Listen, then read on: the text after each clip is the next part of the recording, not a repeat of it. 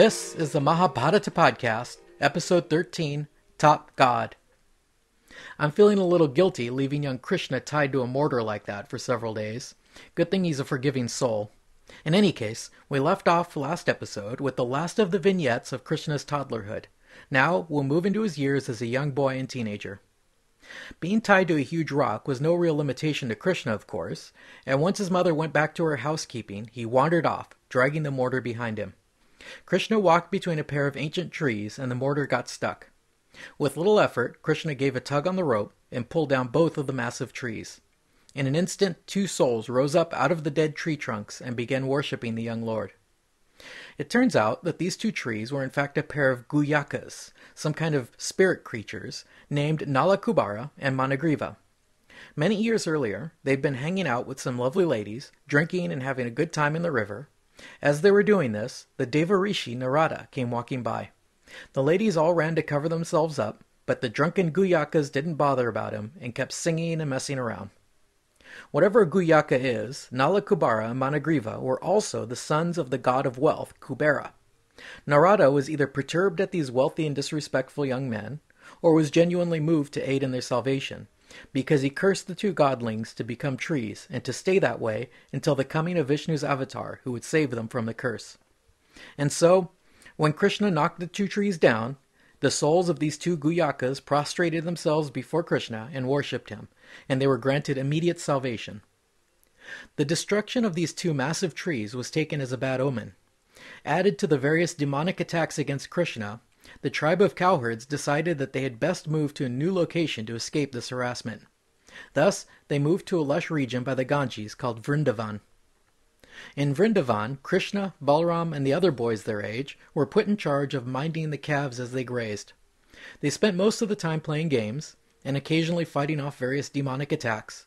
These attacks included a demon who disguised itself as a calf, which Krishna picked up and threw against a tree trunk.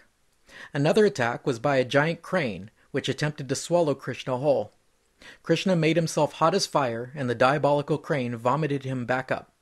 Krishna then pried its beak open until its head split into two pieces. The third in this series of attacks was by a demon who transformed himself into an enormous snake. This snake was so huge that the children thought it was a mountain. It lay perfectly still with its mouth open, and the boys all thought it was a cavern. It seemed suspicious at first, but they comforted themselves that with Krishna among them, they would always be perfectly safe, and they entered the serpent's mouth. Krishna followed the boys from behind and watched as they and the herd of calves all slipped down the serpent's throat. The serpent then snapped its mouth shut. The boys and calves all fainted out of fear, but Krishna began to grow.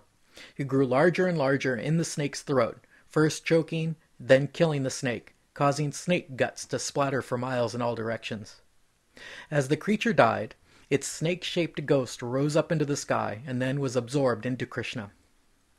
For each of these feats, all the gods would hang out in the sky, sitting in their vimanas, watching the action. Whenever Krishna defeated a demon, they would all cheer and rain flowers on him.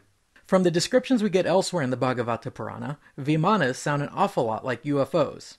We'll see even more vimanas later on. Even Arjuna gets to take one out for a spin. At the end of the day, Krishna and his playmates returned with the herd and rejoined their family. You would expect that they had immediately reported the amazing events as soon as they got home. But instead they said nothing. They never mentioned a thing for 1 full year.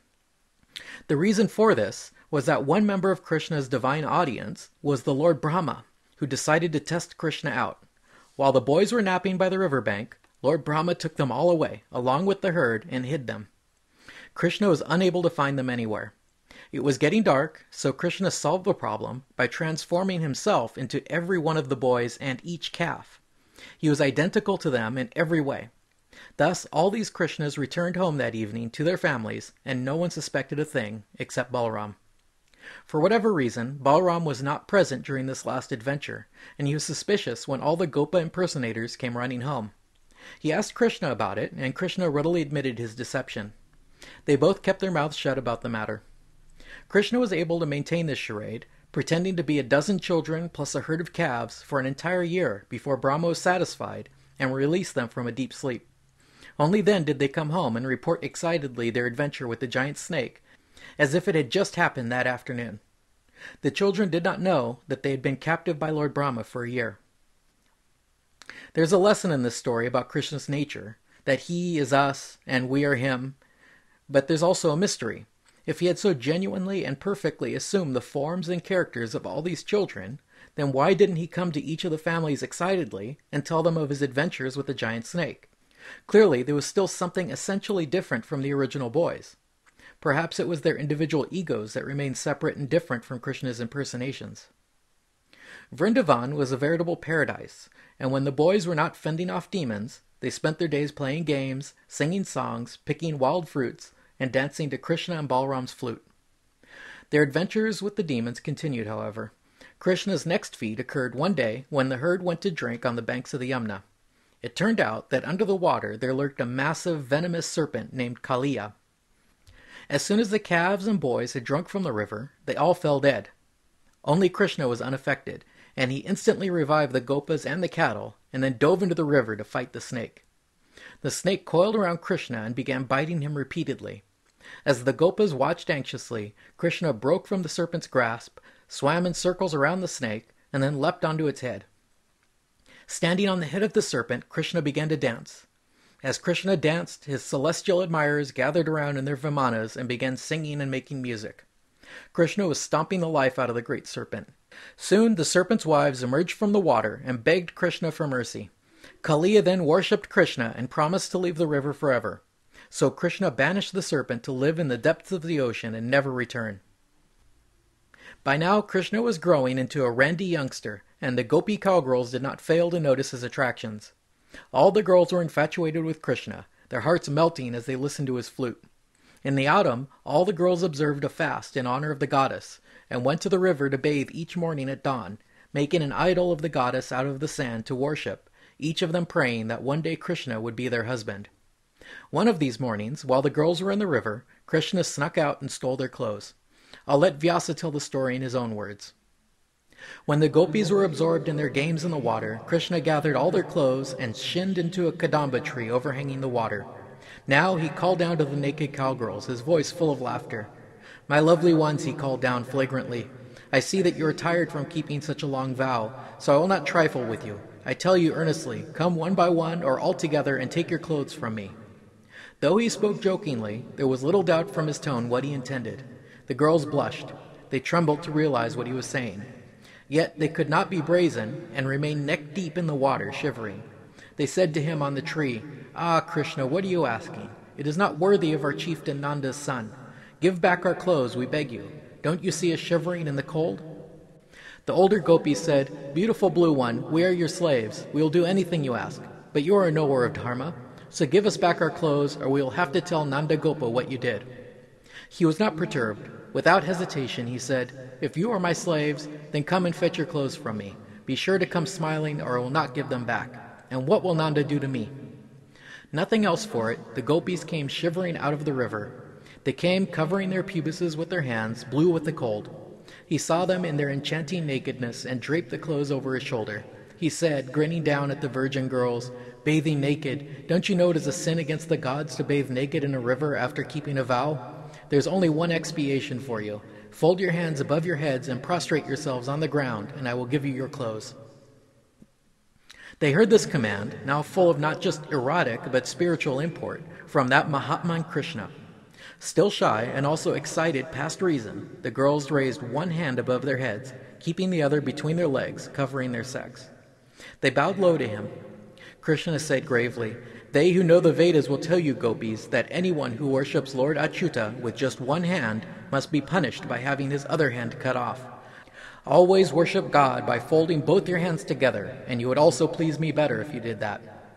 Uncanny gravity was upon the young girls, a current of something far deeper than their nakedness and Krishna's mocking words. They had heard from him, in his supremely ambiguous tone, that it was a sin to bathe naked in the river after keeping a vow. Now they heard the Lord must never be saluted with a single hand. This was a worse sin still. The gopis uncovered themselves entirely, even as souls do while surrendering to God. They folded both hands above their heads and bowed to him, who is the fruit of every religious observance, who washes every sin.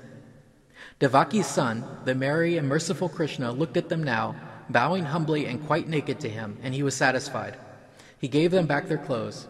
He had deceived them by saying it was against the law of their vow to bathe naked in the river. He robbed them of their shame by making them come naked out from the water. He mocked them by having them accept his ridicule as a solemn truth. He treated them like puppets, making them fold their hands above their heads to prostrate before him. Yet not one of them felt in the least resentful. All they felt was the excitement of having been naked before him, of being with him now, the bliss of communion. The gopis clothed themselves, but they lingered on in Krishna's presence with shy glances at him. I know the reason for your keeping the Katyayani Vrata, and you will have what your hearts want. There is no sin in what you desire, gopis, and your yearning for me, your love, will save you from being born again into this world of samsara. For a seed once cooked does not sprout again. His smile grew now. Go back to Vraja, gopis, for your vow is over and it has borne fruit. You will be with me, dance with me, and make love with me in Vrindavan soon, during these very nights of autumn. Around this same time of year, the Gopas prepared for an annual sacrifice to Indra.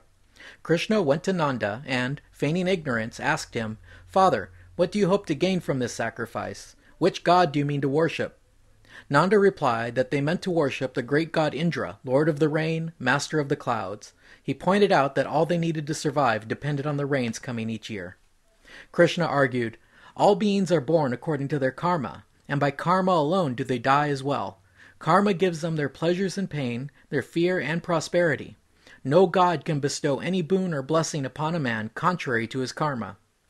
So, to beings who are entirely subject to their own karma, of what use is an Indra who cannot sever the knot of the actions of past lives? Mortal men, the Asuras and the Devas, are all ruled by their natures, which results only from their karma. Who his friend is, who his enemy, his acquaintance, who is indifferent to him, his teacher, his god, all this is karma, nothing else. When a man has his livelihood from one god, but offers worship to another, he is like an unfaithful woman, supported by her husband, but receiving a lover. Never will she or her family prosper. I say, you should perform the sacrifice to honor not Indra, but our herd, our Brahmins, and this great mountain Govardhana. You can perform the sacrifice with the very materials you have collected to worship Indra. Krishna managed to convince Nanda and his fellow cowherds to forget Indra and instead to worship the cows, the priests, and the mountain. Indra was pretty annoyed. At this time, within the realm of samsara, Indra considered himself the lord of the universe, and here was this blue whippersnapper telling people to neglect him. Indra is the rain god, and so, once he saw that the Gopas carried out the sacrifice in honor of the hills and cows instead of him, he sent in his apocalyptic minions to flood them out and destroy the tribe. The thunder, lightning, and rains commenced, and all the cattle and Gopas ran to Krishna for protection. Krishna began growing larger and larger, and then picked up the mountain and used it to shield his people from Indra's wrath. The storm continued on, but the Gopas and their cattle were all safe under Krishna's protection. Eventually, Indra's anger was exhausted, and he relented. Finally, the Gopas began to realize that Krishna was no ordinary person. He wasn't even a run-of-the-mill hero. He was truly divine. Even Indra came to this realization, and he overcame his pride and approached Krishna humbly and laid his crown before the Dark One. Indra honored Krishna as his overlord, and along with a divine cow named Surabhi, he anointed Krishna as Lord Govinda, or protector of the cows. If you think back to Krishna's birth and original voyage to Gokula, his father Vasudeva had to make the journey in a heavy rainstorm, and the snake Adisesha protected him from the rains. This would seem to be a foreshadowing of the conflict Krishna would later have with the rain god. In ancient times, Indra had similar status among the gods as Zeus did in ancient Greece. He was top god. By the time the Puranas were written, Hindu worshippers had turned to the more sublime deities, Shiva, Brahma, and Vishnu, as their highest gods, and the worship of Indra had died out. It's taken them a while, but the villagers are slowly figuring out that the blue kid is no ordinary Gopa. Next episode, we'll see what they think when he has sex with all of their wives, sisters, and daughters at the same time. Thanks for listening.